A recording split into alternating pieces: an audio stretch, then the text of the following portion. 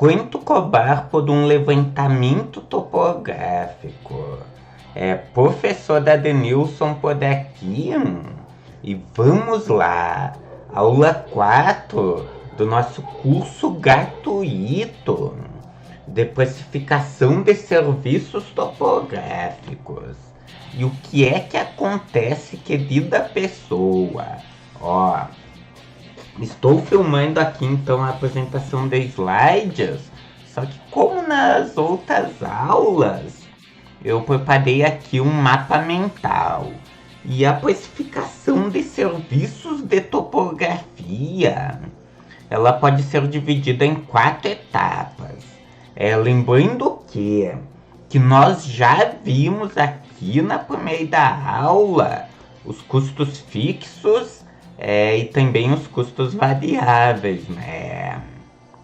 Então, as 4 etapas vão ser destas. Etapa 1. Se informe a respeito do serviço que será prestado. Etapa 2. Cálculo das despesas fixas. Etapa 3. Cálculo das despesas, né, dos custos variáveis. E etapa 4, acrescente a margem de lucro. Aqui desta etapa 2 e da etapa 3, eu já falei, né, como eu disse lá na primeira aula, os diferentes custos fixos, os diferentes custos variáveis. Então, possui dúvidas a respeito destes temas? Assista a primeira aula. Aqui eu vou focar na primeira e na quarta etapa, no caso. Foi mal. E o que é que acontece, querida pessoa? Se informe. Se informe a respeito do quê? A respeito de tudo. Perceba o quê? Que o cliente, ele chega até o seu escritório. Ele procura você. Porém, existe uma lacuna. O processo de comunicação, existe um interlocutor, existe a pessoa que fala, existe o canal e existe os ouvintes. E existe a pessoa para quem a comunicação é direcionada. O que acontece muitas vezes é a existência de uma lacuna neste processo. A existência de falta de informação. Perceba o quê? Que na reunião com o cliente, aqui na etapa prévia e da campo, você precisa obter do máximo possível de informações que conseguir. Se informe a respeito da área, aonde que como que quais as características físicas da mesma, qual a distância até, né, a sede municipal, até a cidade. Lembrando que além disso, exceto em processos de uso capião, o que vai interessar para você é a realidade jurídica, a matrícula, a situação cadastral do imóvel.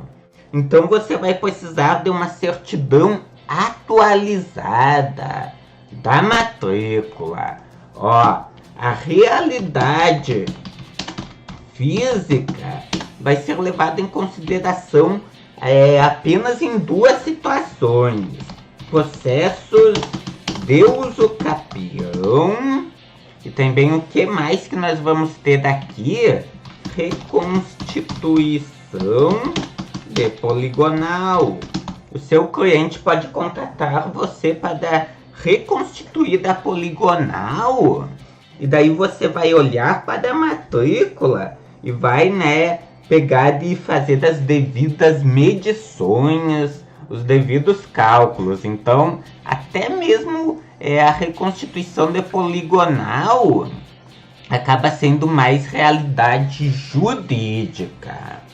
Também obtenha o máximo possível de dados que você conseguir.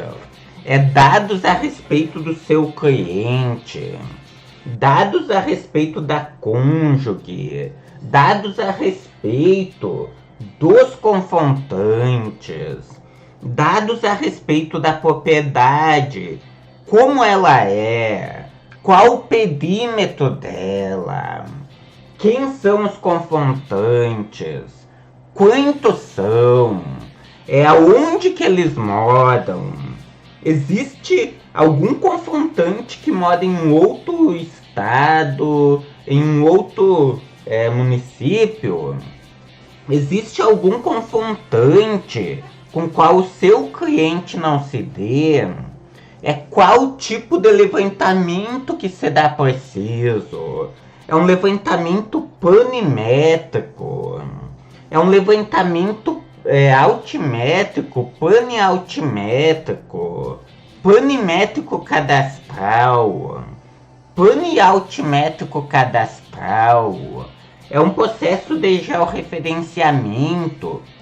Enfim, preste atenção no que eu vou dizer agora. O segredo para você prestar um serviço lucrativo, para prestar um serviço com grande velocidade, sem novidades, né? Sem surpresas desagradáveis, informação, você se informar. Então pegue e obtenha o máximo possível de informações que você conseguir. Pegue e abra o Google Earth e olhe a área no mesmo. Isso, né, ainda com a presença do seu cliente. Caso seja necessário, faça o levantamento expedito. Professor Denilson, e qual a diferença entre olhar a área sobre o Google Earth e o levantamento expedito? Bem simples. Olhando a área sobre o Google Earth, você consegue ter uma ideia da conformação da mesma. Consegue, né, já ter uma boa noção de em que lugar da mesma está, do perímetro, se é mais acidentado, mais plano, se existe muita vegetação. Enfim, consegue ter uma boa ideia. Só que o que é que acontece? Nada substitui o levantamento expedito. O levantamento expedito, ele dará uma visão única da área. Só que ele nem sempre é necessário. Perceba o quê? Que uma coisa é você fazer o levantamento de um imóvel de pequeno porte. Um levantamento que você levará 3, 4 horas, 5 horas que seja.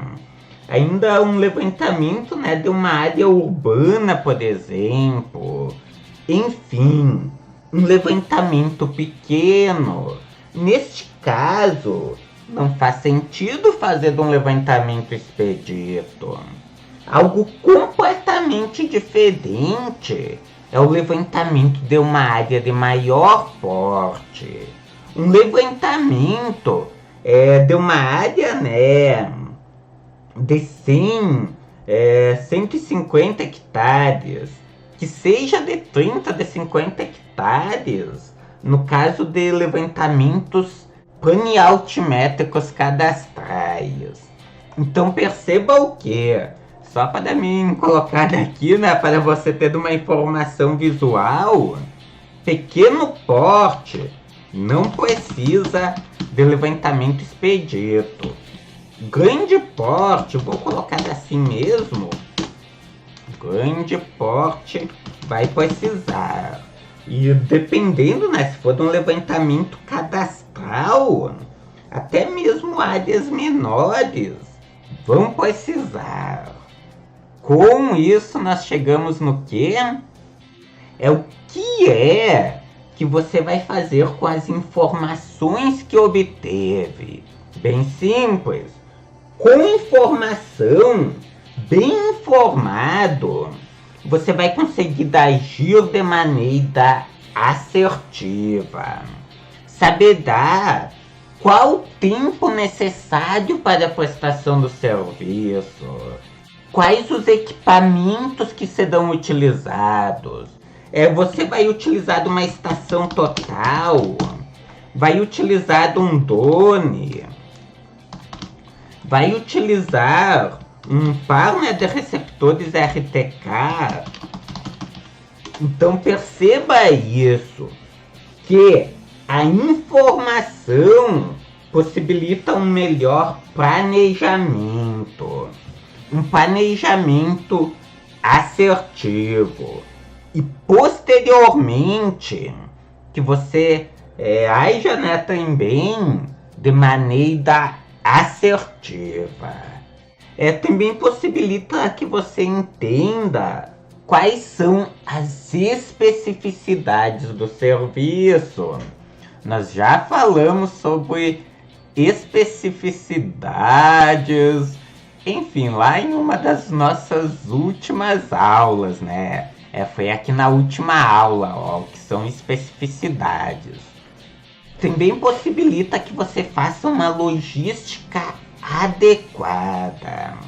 Imagine a seguinte situação: um imóvel de, digamos, 1000 hectares, que fica lá em um outro município.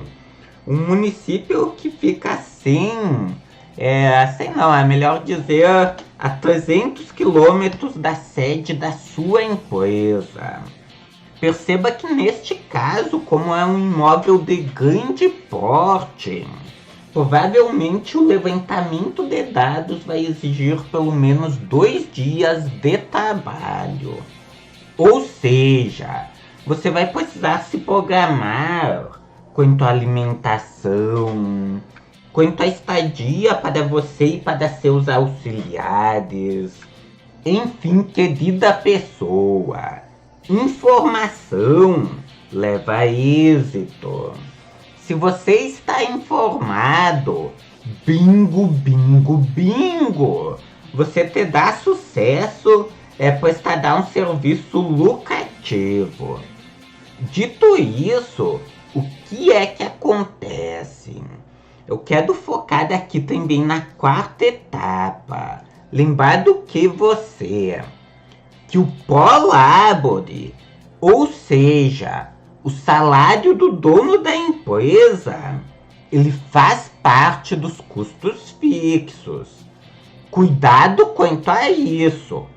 Prolabore não é lucro.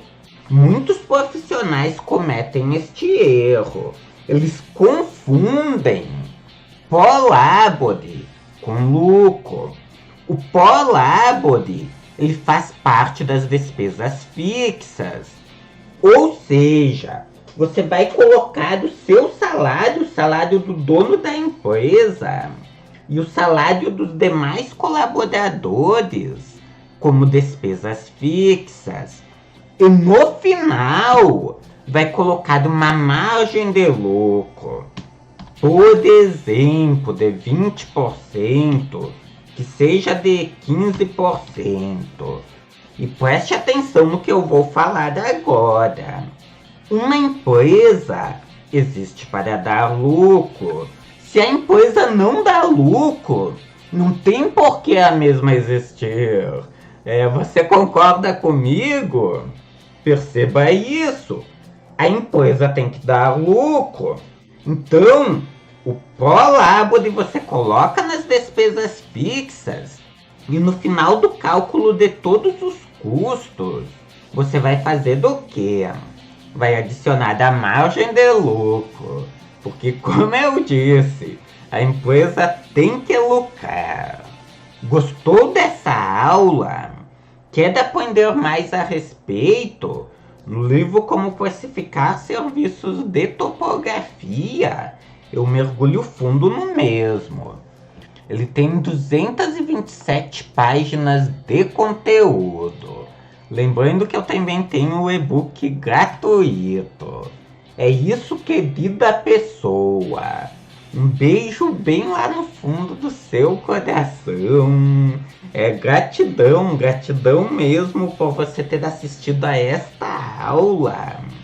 E nós nos vemos amanhã na nossa próxima videoaula.